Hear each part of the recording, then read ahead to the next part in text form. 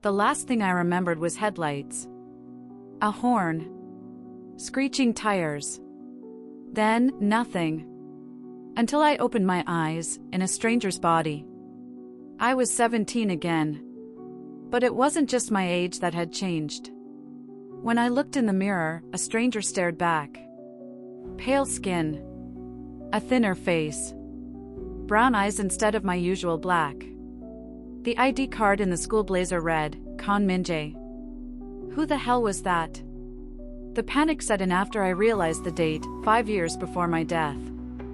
I had died in 2025. The calendar on the wall said August 2020. Somehow, I'd gone back in time, but not into my old self. I was trapped in someone else's life. The only thing I knew for sure.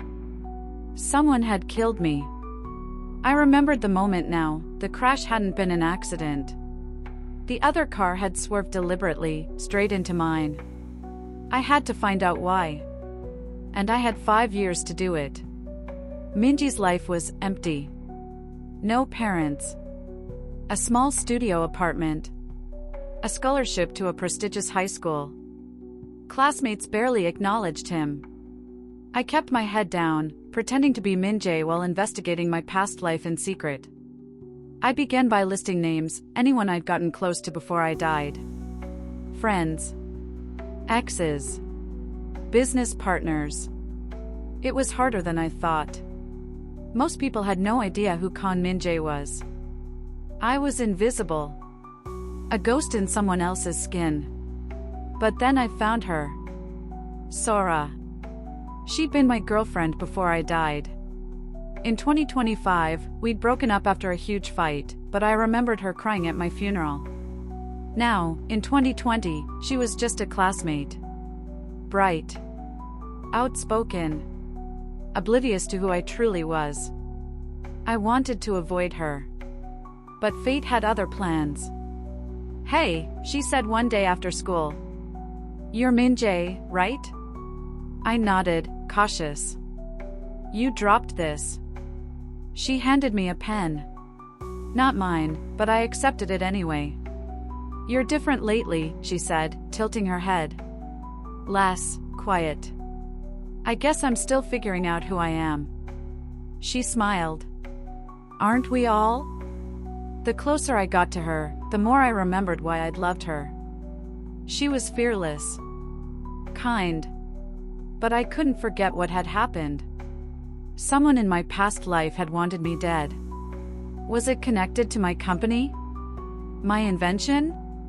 My friend who vanished weeks before the crash? Each thread I pulled led me back to a name I hadn't thought of in years, Yoon Woo-jin. My business partner. My best friend. And the one person who had motive to betray me. In 2025, Woo-jin and I co-founded a tech startup that built neural mapping systems, ways to digitize memory. We called it LifeTrace. But I remembered now, right before my death, I told Woo-jin I was selling my share. He was furious. I never saw him again. But when I searched his name in 2020, my blood ran cold. Woo-jin was already working on LifeTrace, without me. The timeline had changed. He was developing the tech 5 years early. Had he always planned this? I broke into Woo-jin's lab one night, still pretending to be Min-jae. What I found chilled me. Digital brain scans. Memory templates. A file labeled YT_restoration, my initials. He digitized my consciousness. Tried to upload it into someone else. Into Khan Min-jae. That's why I woke up in this body. But something had gone wrong. Maybe I died too soon. Maybe the transfer was never meant to work. Either way, I wasn't supposed to remember. I confronted him the next day. Do I know you? Woo-jin asked, confused by Minji's face. You knew me, I said. Yoon Tae. Your partner. The one you killed.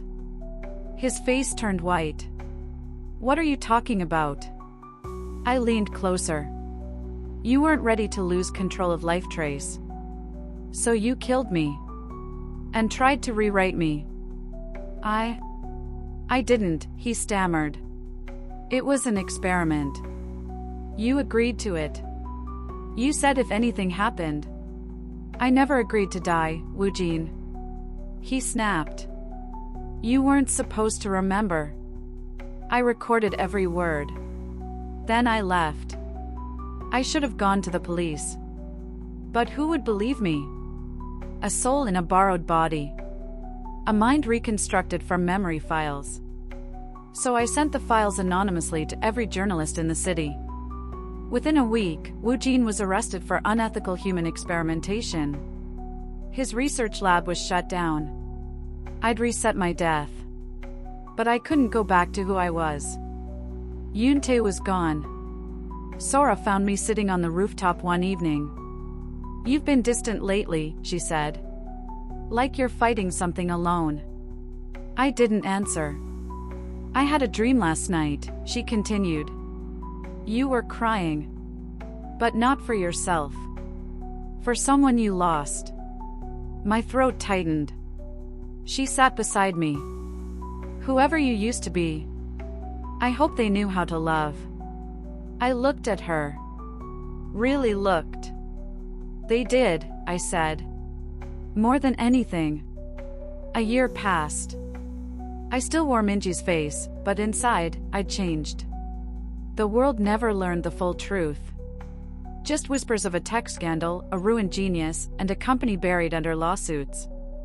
But I didn't need justice anymore. I'd gotten something more important.